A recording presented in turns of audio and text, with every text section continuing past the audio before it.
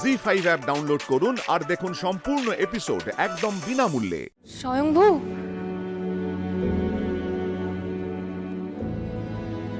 স্বয়ংভু,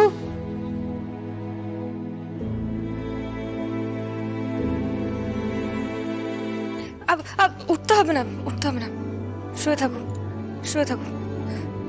কেমন আছো এখন? তোমার তোমার শরীর কেমন আছে? আমার আমার শরীর ঠিক আছে। আমার কি হয়েছিল,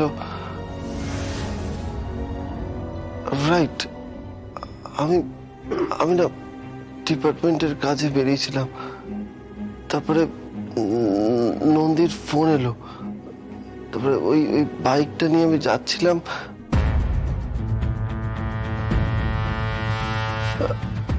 দিয়ে একটা জায়গায় রাখলাম। তারপরে ওই রেখে হাঁটতে হাঁটতে আমি যাচ্ছিলাম, হঠাৎ কি দিয়ে আমার মাথায় একটা মারলো, জানো তো।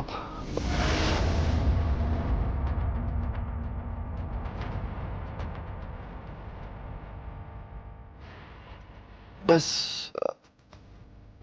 আর আর আমার কিছু মনে নেই। মনে তো তোমাকে করতেই হবে স্বয়ম্ভু,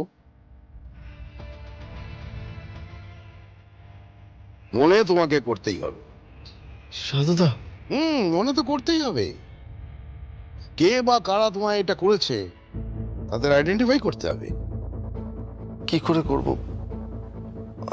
আমার তো মনে নেই। হতেই পারে না। দেখো, কোনো না কোনো রকম ক্লু বা তুমি কোনো কিছু চোখে দেখোনি হতে পারে না। আমি তোমাকে যতদূর জানি তাতে ওই একটা হিটে বা একটা স্ট্রোকে তুমি অজ্ঞান হয়ে পড়ে যাবে আর ঘুরে কিছু দেখবে না, অসম্ভব। দেখো স্বয়ম্ভু, আমি তো এমনি এমনি আর ওই তোমাকে আর জ্যাসকে ভরসা করি না।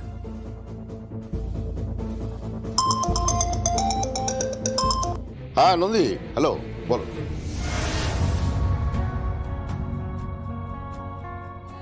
এখন কেমন বোধ করছো স্বয়ংভু? আমি যা ভয় পেয়ে গেছিলাম তুমি ভাবতে পারবে না। আমি ভীষণ ভয় পেয়ে গেছিলাম, আর তুমি যেভাবে পড়েছিলে, তোমার যে অবস্থা হয়েছিল, তুমি ভাবতে পারবে না তোমার কি অবস্থা হয়েছিল। আমি তো ভাবলাম কিছু একটা হয়তো হয়ে গেল। তোমার যদি কিছু হতো স্বয়ংভু, তাহলে কি হতো? না কি হবে? তাহলে তুমি এত উদ্বিগ্ন কেন?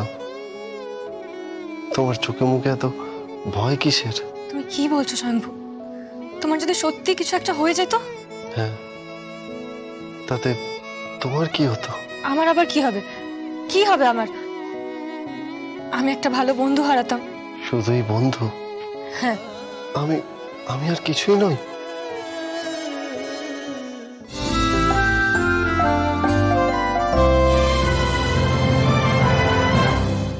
জি5 ডাউনলোড করুন আর সব এপিসোড দেখুন একদম ফ্রি।